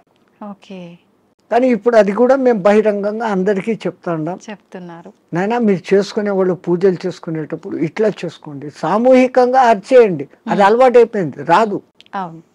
అందరూ ఔం అని ఎక్కడా పలకరు. మనం ఒక్కళ్ళం అక్కడ అందరూ ఓం నమ శివాయ అంటే మనం ఒక్కళ్ళం ఇక్కడ ఓం నమ శివాయ అన్నామంటే డిఫరెన్స్ అయిపోతుంది. మనమే తప్పు చేస్తున్నామేమో అనేటట్టుగా స్వరం మారిపోతుంది, వాళ్ళందరూ మన దిక్కు చూస్తుంటారు. సో మనము ఇంట్లో కూర్చొని ప్రత్యేక సాధనలు చేసేటప్పుడన్నా కనీసం ఎక్కడ ఏది ఉచ్చరించాల్సి వచ్చినా ఔం అని ఉచ్చరించండి, ఓం అని కాదు. ఇంకా సామూహికంలో తప్పడం లేదు. 10 మంది కూర్చొని శివ సహస్రనామము అష్టోత్తరము ఏదో ఒకటి చేస్తాం. ప్రతి దానికి ఓం నమ శివాయ, ఓం శంభవైతే నమో, భయోశ్వరాయ నమో, నిధనపతి నమ, నిధనపతాంతకాయ నమ, వీటన్నిటికి ముందు ఓం ఓం అంటారు. ఓం ఓం అంటాం. మాకు ఇదే అలవాటు అయిపోయింది, ఓం ఓం అని అంటాం. ఓం అనేది మా నోట్లో రాదు. నిజంగా అంటే మనం పలకాల్సిన మంత్రం ఏదైనా తప్పు పలుకుతున్నాము అంటే దానివల్ల మనకు ఫలితం కలగకపోగా దోషం కలిగే అవకాశం ఉంటుందా స్వామీజీ? దోషము అని అంటే సైంటిఫికల్గా మీకు నేను చెప్పాలంటే ఇప్పుడు ఈ షట్చక్రాలు అనేది పెటల్స్తో ఉంటుంది. మూలాధారం 4 పెటల్స్ దళాలు, స్వాధిష్టానం 6, మణిపూరకం 10, అట్లా 10, 12, 16, 2, 50 అక్షరాలు దాంట్లో నిక్షిప్తమై ఉంటాయి. వర్ష అనేది మూలాధారంలో, పాప బాబమ్మ అనేది అట్లా ఒకటి వేరేగా ఉంటాయి. ఈ మంత్రం ఒక రిథమాటిక్ గా చదివినప్పుడు మీరు పియానో మీద అడ్డదిడ్డంగా కొడితే సరిగ్గా రాదు. వాడు వాయించాల్సిన రీతిలో వాయించినప్పుడు సుమధురంగా వస్తుంది. ఇట్లా ఈ మంత్రం కూడా ఆ లెహర్ చదివినప్పుడు ఈ పెటల్స్ కదులుతాయి. ఆ పెటల్స్ కదిలినప్పుడు ఆ చక్రం కంట్రోల్ చేస్తున్న మీ ఇన్నర్ ఆర్గాన్స్. మూలాధారము పెద్ద పేగును కంట్రోల్ చేస్తుంది. స్వాధిష్టానము చిన్న పేగులను, యూరినరీ బ్లాడర్ను, రీప్రొడక్టివిటీ ఆర్గాన్ను చేస్తుంది. మణిపూరకము డైజెషన్ సిస్టము, చిన్న పేగులు ప్లస్ అన్నాశయము, వీటిని కంట్రోల్ చేస్తుంది. అట్లా ఏ అంగాలను అవి చేస్తుందో ఈ జరిగే వైబ్రేషన్స్ ఆ అంగాలను శక్తివంతంగా ఆరోగ్యవంతంగా చేస్తాయి. ముందు మంత్రాలలో ఉన్న అర్థం ఇది. అందుకనే వాళ్ళు స్వరము ఇట్లా పలకాల, ఇట్లా చేయాలని. వేదం అందరూ చదవలేము అంటే కారణం, ఒక గురువు దగ్గర 12 ఏళ్ళు నేర్చుకుంటే ఒక్క ఋగ్వేదం వస్తుంది మీకు. ఒక్కొక్క వేదం నేర్చుకునేకి 12 ఏళ్ల కాలం సుస్వరంగా. ఇప్పుడు అనేక మంది పాపం వేద పాఠశాలలు పెట్టి మళ్ళీ మన పూర్వ సంస్కృతి ఇంత గొప్పదన్న సంగతి తెలుసుకుని ఎట్లా చేస్తే బాగుంటుంది ఏమన్న సంగతి మీద పోతున్నారు. వేదం అంతా సైన్స్ అమ్మా, ఊరికే ఏది చెప్పలేదు. సంధ్యావందనం చేసే దగ్గర నుంచి సైన్స్. ఇప్పుడు వీళ్ళు చేసే సంధ్యావనం తప్పు పట్టడం కాదు. పాతకాలంలో వాళ్ళు ఏం చేశారు, నదిలో వక్షస్థలం లోతు నీళ్లలో నీటికి ఎదురు ప్రవాహానికి నిలబడి ఓ చెంబుతో నీళ్లు తీసుకొని ఆ సూర్యుని దిక్కు పెట్టి ధారగా వదిలేవాళ్ళు. ఎప్పుడైతే ఒక మనిషి ఇంత లోతు నీళ్లలోకి పోతాడో అపాన వాయువు ఆటోమేటిక్గా పైకి వస్తుంది. మామూలు నీళ్ల తొట్టిలో ఒక ఎంటీ చెంబును ముంచండి, ఎంత ప్రెషర్ వస్తుంది, లోపల గాలి పైకి రావాలని చూస్తూ ఉంటాం. అదేమో ఇంత చెంబు, ఎంతో బలం ఉపయోగించాలి. సో ఈ అపాన వాయువు పైకి వస్తుంది. మనం చెంబు నీళ్లు తీసుకొని అన్నప్పుడు ప్రాణవాయువుని తీసుకున్నాం. ప్రాణ అపాన సమాయక్తం పచాన్యన్నం చతుర్జుదం అని భగవద్గీతలో చెప్పిన ఆ ప్రాణ అపాయాల సమ్మిళనం జరిగి శరీరంలోని స్థూల సూక్ష్మ కారణ శరీరాలకు ఆ శక్తి పోతుంది. ఆ ధార అట్లా వదులుతున్నప్పుడు సూర్యకిరణాలు ఆ ధారలో నుంచి ఫిల్టర్ అయ్యి వచ్చి ఇట్లా పెట్టి పోసేటప్పుడు సరిగ్గా మన షట్చక్రాలు ఉంటాయి. ఆ ధార మన ఎదురుగా షట్చక్రాల దగ్గర పడతా ఉంటుంది. ఆ కిరణాలు ఆ ఈ ధారలో నుంచి ఫిల్టర్ అయ్యి మన షట్చక్రాలకు కావాల్సిన కిరణాలను అందిస్తుంది. సూర్యుడిలో అనేక కిరణాలు ఉన్నాయి. సహస్ర కిరణుడు అని ఆయనకు పేరు. 1000 రకాల కిరణాలు ఉన్నాయి. ఒక్కొక్క కిరణం ఒక్కొక్క పని చేస్తుంది. ఆ పని చేయడం కూడా 12 నెలలలో ఒక్కొక్క నెలకు ఒక్కొక్క విధంగా చేస్తుంది. అందుకనే ద్వాదశాదిత్యుడు అని పేరు పెట్టారు. ఉన్న సూర్యుడు ఒక్కడైనా ఒక్కొక్క నెలలో ఆయన మార్పులు చెందుతూ ఆ కిరణాల ప్రవాహం ఇస్తాడు. ఇప్పుడు ఈ విధంగా సంధ్యావందనం చేసినప్పుడు రావాల్సిన గుడ్ కిరణాలు మనలోకి వచ్చి ఆరోగ్యం బాగుంటుంది. చక్రాలు నీట్ గా యాక్టివేట్ అవుతాయి. అసలు గాయత్రి మంత్రం 24 అక్షరాలు చదివినప్పుడు మన 24 తత్వాలు శుద్ధీకరణ. అవన్నీ వైబ్రేషన్ వర్డ్స్. శబ్దం వైబ్రేషన్ క్రియేట్ చేస్తుంది. పెద్ద పెద్ద సైంటిస్టులు ఇప్పుడు నిరూపణ చేస్తున్నారు. పలకాల్సిన రీతిలో ఓంకారం పలుకుతే అది దూరంగా స్క్రీన్ మీద మీకు గొప్ప శ్రీచక్ర యంత్రాన్ని చూపించింది. ప్రూవ్డ్. ఇంకొన్ని మంత్రాలు చదివినప్పుడు ఇంకొన్ని డిజైన్లు వచ్చినాయి. అవన్నీ ఏది మన పూర్వీకులు యంత్రాలు అని గీస్తారే, ఈ గ్రహానికి ఇట్లా గీయాలి, ఇట్లా పెట్టాలి, ఇంత చకోరాలు, ఇంత వృత్తాలు అని. అదంతా ఏమంటే ఇది శబ్దశాస్త్రము రేఖాశాస్త్రాన్ని అనుసంధానం చేసి వాళ్ళ శబ్దోత్పత్తి ఈ వైబ్రేషన్స్ ఇట్లా క్రియేట్ అవుతాయని వాళ్ళకి తెలుసు. అందుకని ఆ రిథీమ్గా పలికినప్పుడు ఆ ఫలితాలు వస్తాయి. స్వామిజీ, నేనే గాయత్రి మంత్రంకి సంబంధించి అడుగుదాం అనుకున్నా, మీరే ఆ టాపిక్ తీసుకొచ్చారు. గాయత్రి మంత్రం ఆడవాళ్ళు చదవటానికి పనికిరాదు అని చెప్పి 100% చదవచ్చు.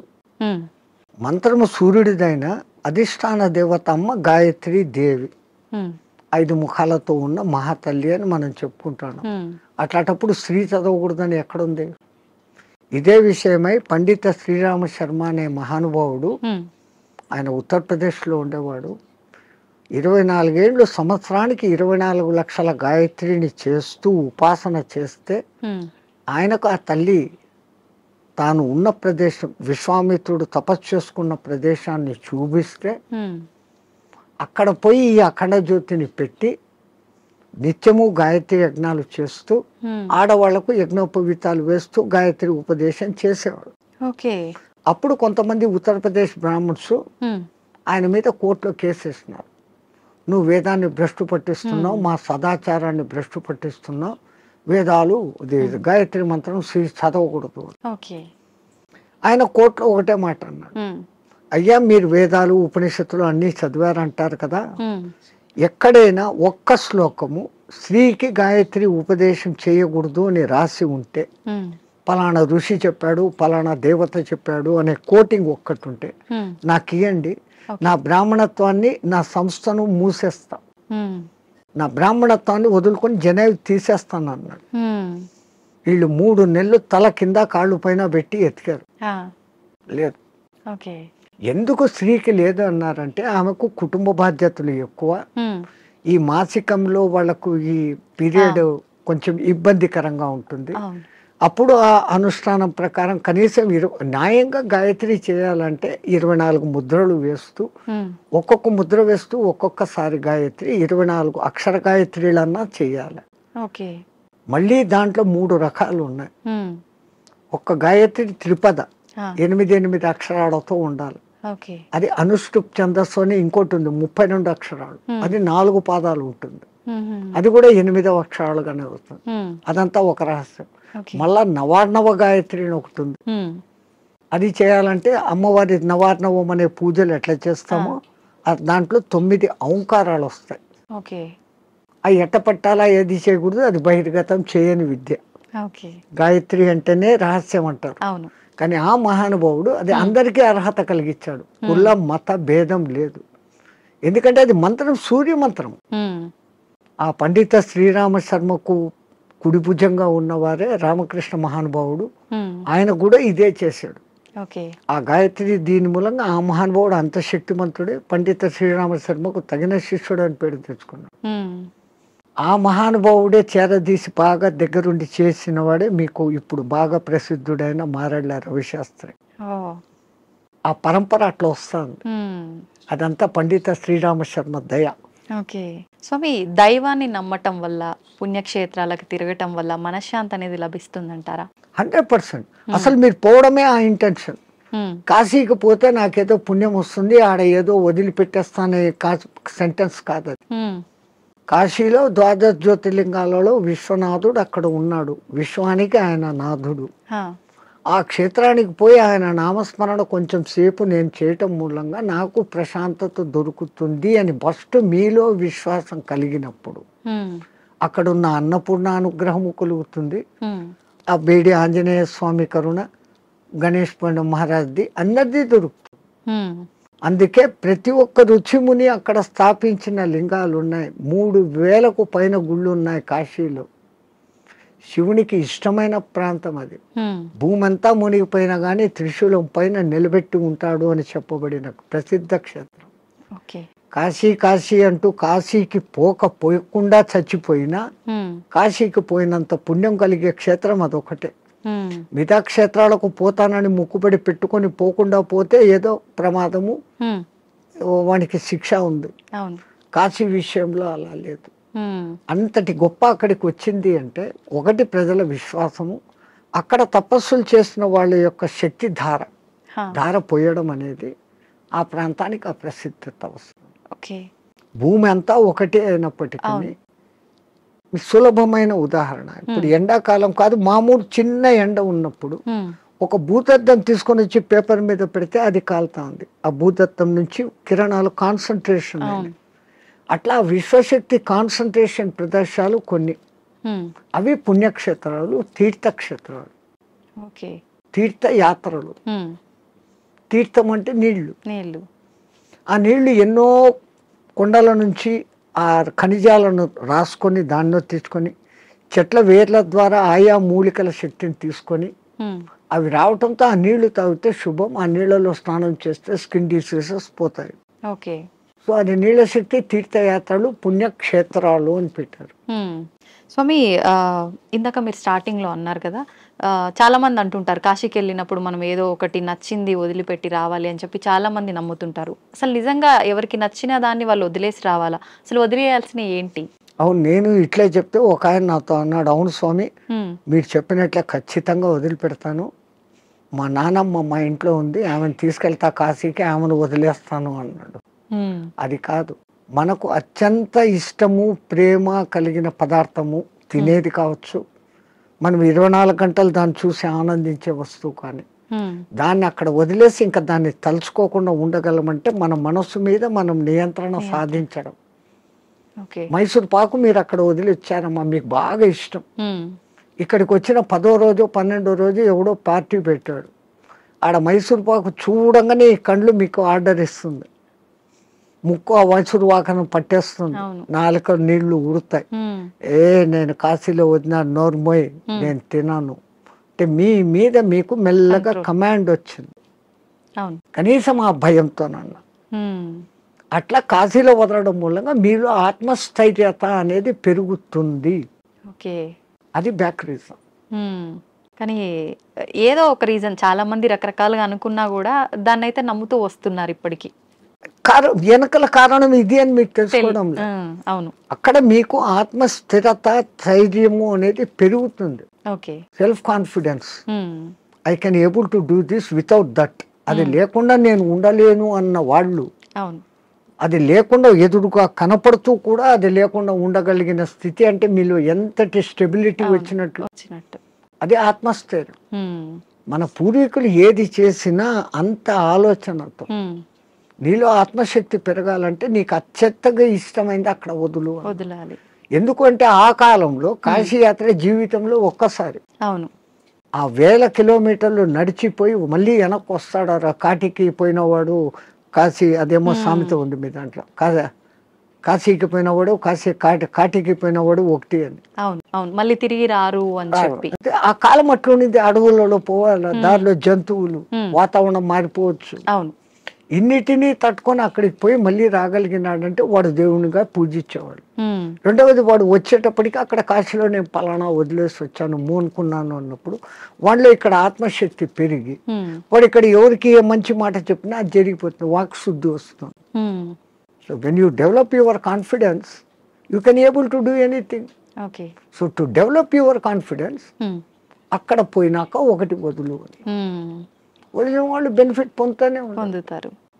స్వామి, చాలా మంది అంటుంటారు, అంటే ఇప్పుడు ఇందాక మీరు చెప్పినట్టుగా వెళ్ళిన వాళ్ళు తిరిగి రారేమో అన్న ఒక ఉద్దేశంతోటో మరేంటో తెలియదు, కానీ చాలా మంది నమ్మకం ఏంటంటే పిల్లలు ఉండి వాళ్ళ పెళ్ళిళ్ళు అన్నీ అయిపోయిన వాళ్ళు మాత్రమే కాశీకి వెళ్ళాలి, దర్శించుకోవాలి, అవన్నీ అవ్వని వాళ్ళు కాశీలోకి పోయి సస్తే మోక్షం అనుకుంటే కాదు. నాకు తెలిసి ఒక మంచి కోటీశ్వర దంపతులు 3వ తరాన్ని కూడా చూసేశారు. ఆ 3వ తరం కూడా 18 yearsకి వచ్చింది మనబళ్ళు.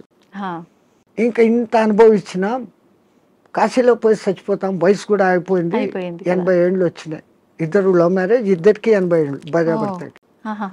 బట్ డబ్బు ఉంది, అక్కడ మంచి బిల్డింగ్ కొనుక్కున్నారు, 4 సర్వెంట్లను ఎత్తుకొని పోయినారు, వంట వండేకి పనులు చేసుకునేకి. రోజు పోయి స్వామి దర్శన్ వస్తూ ఉన్నారు. ఎప్పుడో ఒకసారి బంధువులు ఫోన్, బిడ్డలు వాళ్ళది, అంత ఆధ్యాత్మిక. మర్జాయంగే అంటున్నారు. 7 ఏళ్ళైంది, 8 ఏళ్ళైంది, 10 ఏళ్ళైంది. ఇక్కడ ఈ 18 ఏళ్ళ బిడ్డలు 28 ఏళ్ళ వయసుకు వచ్చినారు మనమళ్ళు. వాళ్ళకి మ్యారేజ్, ముగ్గురికి ఒకేసారి కుదిరింది, వేరే వేరే కమ్యూనిటీ హాల్. తత పెళ్ళి మాది అంటే, అరే ఇక్కడ కాశీలో ఉండి 15 ఏళ్ళు అయిపోయింది, 95కి వచ్చినాం, అక్కడ గంగ నీళ్లు తాగి రోజు శివప్రసాదాలు తిని ఇంకా పుష్టి తయారైనారు. They can able to see, they can able to hear everything. బాగుంది. అరే ఇంకా ఉంటాం కదా, ఒకసారి పెళ్లి చూసుకొని వస్తామని ఫ్లైట్లో వచ్చినారు, ఓకే. వెళ్ళి చూసుకున్నారు, రాత్రి పడుకున్నారు. పడుకున్న వాళ్ళు పడుకున్నట్లే జై శ్రీరామ్ అయిపోయినారు. ఇద్దరు వాళ్ళకు కాశీలో మరణం లేదు. ప్రాప్తం లేదు. అరెరే. అందరికీ మరణము సాధ్యమా? అలా అని మరి కాశీలో ప్రాప్తం లేదని అక్కడే ఉంటే ఎప్పటికీ మరణం ఉండదనేది కూడా. ఆ మాటకు వస్తే తల్లి, ఇప్పుడు గంగలో మునిగితే నాకు పుణ్యం వచ్చేస్తుంది అనుకుంటే, గంగలోనే ఉండే చేపలు, కప్పలు, ముసళ్ళు అవి అక్కడే పుట్టాయి, అక్కడే పెరిగాయి. ఒక్కసారి గంగా స్నానం చేస్తే, సరే మీరు కాశీలో పొద్దున్న నుంచి సాయంత్రం వరకు 10 సార్లు గంగా స్నానం చేశాను అంటారు, కానీ మీరు చేసింది ఒకటే స్నానం. మీరు స్నానం చేయగానే ఆ నీళ్లు ఫ్లో పోయినాయి కదా. అవును. ఆ తల్లి నిరంతర ప్రవాహం, ఎప్పుడూ కొత్త నీళ్ళు అక్కడ ఉన్నాయి. స్నానం చేస్తే నాకు పవిత్రత వచ్చేసింది గంగలో చేస్తే అని కాదు. గంగలో స్నానం చేసే ముందు నా ఇంతకు ముందు నా గత జన్మ బుద్ధులు, గత జన్మ కాదు, నా గత జీవితం బుద్ధులు, లక్షణాలు మార్చుకుంటాను. నేను ఇంక మీద అట్లా ఉండను. అక్కడ మిమ్మల్ని మీరు జస్టిఫై చేసుకొని, తల్లి నాకు ఆ బుద్ధి ప్రసాదించు అని మునిగి లేచి, ఆ మాట ప్రకారం మీరు ఇక్కడ ఉన్నారంటే మీకు మోక్షము ముక్తి. అంతే తప్ప ఆడపోయి 100 మునకలు వేసి ఈడొచ్చి అత్తమామల్ని తిట్టో, అమ్మా నాన్నలను తిట్టో, భర్తని హింసించో, భార్యను హింసించో, సంవాట్ మగ ఆడ ఎవడైనా చేసేది. ఈ తప్పులన్నీ ఇక్కడ చేస్తూ, నేను పోయి గంగలో 6 సార్లు మునిగొచ్చాను, నేను సస్తే మోక్షానికి, నువ్వు నువ్వు అక్కడ మార్పు చెందేదానికి మునగాలి. అందుకే పాతకాలంలో అక్కడ మునిగేటప్పుడు పంతుళ్ళు మీ చేత 10 మంత్రాలు చెప్పిస్తారు. దశ హరాయే గంగాయే స్వాహ. మనం శారీరకంగా, మానసికంగా, వాక్కు రూపంలో 10 రకాల తప్పులు చేస్తాం. ఈ 10 తప్పులను క్షమించు, ఈ తప్పులు నేను మళ్ళీ చెయ్యను, అది ఉండాలి. కరెక్టే స్వామిజీ. ఆ దేవుడా నేను చేశాను, నన్ను క్షమించు, మళ్ళా పోయి అదే చేస్తాను, నో యూస్ కదా. Do not repeat. మళ్ళీ చెయ్యను కూడకుండా ఉండగలిగితే అప్పుడు ఆ కాశీలో స్నానం చేసిన పుణ్యం. కాశీనే కాదు, ఏ నీళ్ళలో, నర్మదా, కావేరి, గోదావరి, కృష్ణ, కిట్నే. అవును స్వామి, కాశీలో మరణించిన వారికి చెవు ఇలా పైకి వచ్చినట్టుగా ఉంటుందని చెప్పి అంటుంటారు కదా, సైంటిఫికల్ గా కూడా ప్రూఫ్ అయింది. ఎందుకని అట్లా? అక్కడ ఉన్న ఆ వాతావరణము, ఎంత శవాలను అక్కడ కాలుస్తూ ఉన్నా, ఈ మధ్య కొంచెం అక్కడ మాంసాహార దుకాణాలు పెట్టినా, ఆ ప్రత్యేకమైన కాశీ ఏరియాలో ఒక వాయు వైబ్రేషన్స్ వేరే, ఆ నిరంతర భగవన్నామ ఉచ్చారణ వైబ్రేషన్స్ ఆ గాలిలో కలిసి, అక్కడ చనిపోయిన మనిషికి ఈ కుడి చెవు కింది భాగం దగ్గర ఒక నరువు ఉంటుంది. ఆ నరువు ఉబ్బుతుంది, బాడీ అంతా ఉబ్బుతుంది, ఫస్ట్ ఆ నరువు అక్కడ ఉబ్బుతుంది ప్రత్యేకంగా అక్కడ. మిగతా ప్రాంతాలలో అది జరగదు. పాపం సైంటిస్టులు ఎంతో ప్రయత్నం చేస్తూ ఉన్నారు, ఎందుకు అట్లా జరుగుతుంది అది ఇంకా రుజువు కాలే. బట్ 99% గుర్తించారు. ఏ ఊరు చచ్చినా కొంచెం రెడ్డిష్ కలర్ వస్తుంది, కారణం అక్కడ ఆ నరము జర ఊబుతుంది. అయితే చాలా మంది దానికి రీజన్ ఇది అయ్యి ఉంటుంది, శివుడు అక్కడ చనిపోయిన వాళ్ళకి చెవులో ఏదో చెప్తాడు అది చూసి మన పూర్వీకులు అక్కడ వచ్చి రామతారకం చెవులో చెప్తాడు, ఆయన గట్టిగా చెవులు ఆగబట్టి అది అక్కడ ఎర్రగైంది అంటాడు. ఆయనకు అదే పని, ఆ సచ్చినోడికి అందరి దగ్గర పోయి చెవులు పీకి చెప్తానే కూర్చుంటాడా? అంతే కదా. మనకు ఆ విశ్వాస్ అంతే. కాశీలో నేను చనిపోతే శివుడు నన్ను స్పృశిస్తున్నాడు, నేను ఈ బాడీ వదిలిపెట్టినాక నన్ను ఎవడు స్పృశిస్తా నాకేం తెలుస్తుంది. దీని పేరు అప్పుడు సదానంద అన్నారు, శవం అంటారు, పేరు పోయింది. పుట్టినప్పుడు తల్లిదండ్రులు పెట్టిన పేరు ఈ బాడీతో పాటు బాడీ లోపల ఉండేది బయటికి పోయినాక దీన్ని బాడీ అంటారే కానీ పేరుతో పిలవరు. ఆ గంటకో 2 గంటలకో శివుడు వచ్చి చెవులో చెప్తాడు అంటే అది నమ్మకూడదు, అంటే నమ్మకూడదు. నేను విమర్శగా చెప్తే ఇది. కానీ మనమంతా ఆధ్యాత్మిక లోకంలో ఆ విశ్వాసం తరతరాలుగా జరుగుతుందంటే ఎవడికో అది చెవుతో చెప్పాడు, ఇంకోడు చూశాడు. ఏ మాట బయటికి ఊరికే రాదు కదా. అది సత్యమైనప్పుడు నేను సస్తే అక్కడ శివుడు నన్ను చూస్తాడనే ఈ భావనతో పోవడమే ఎంత గొప్ప. ఆయన వచ్చి పీక్తాడో లేదో తెలియదు, కానీ పీక్తాడు అనేది మన సంపూర్ణ విశ్వాసం. అట్లాగనే కొన్ని క్షేత్రాలలో మరణం ముఖ్యం. ఈ భూమి అంతా అదే క్షేత్రమే కదా. ఇంట్లో సస్తే కూడా అదే చావే. కానీ వీడి ఇంట్లో ఎంతసేపు సత్యం ముందర కూడా నేను నా వాళ్ళు అది పోయింది ఇది పోయింది నేను ఇంకా అది చేయలేదు అంటా సస్తాడే తప్ప నేను కాశీలో ఉన్నాను భగవత్ సంకల్పం భగవద్ దర్శనం అవుతుందన్న భావంలో ఉండడు. అందుకే కనీసం సత్యం ముందరన్నా నామస్మరణ చేయండి. సంతోషం స్వామి, చాలా మంచి మంచి విషయాలు మీ ద్వారా తెలుసుకున్నాను. నాకు చాలా సంతోషంగా ఉంది మిమ్మల్ని కలిసినందుకు. మంగళమతి. ధన్యవాదాలు స్వామి. జై శ్రీరామచంద్రజీ.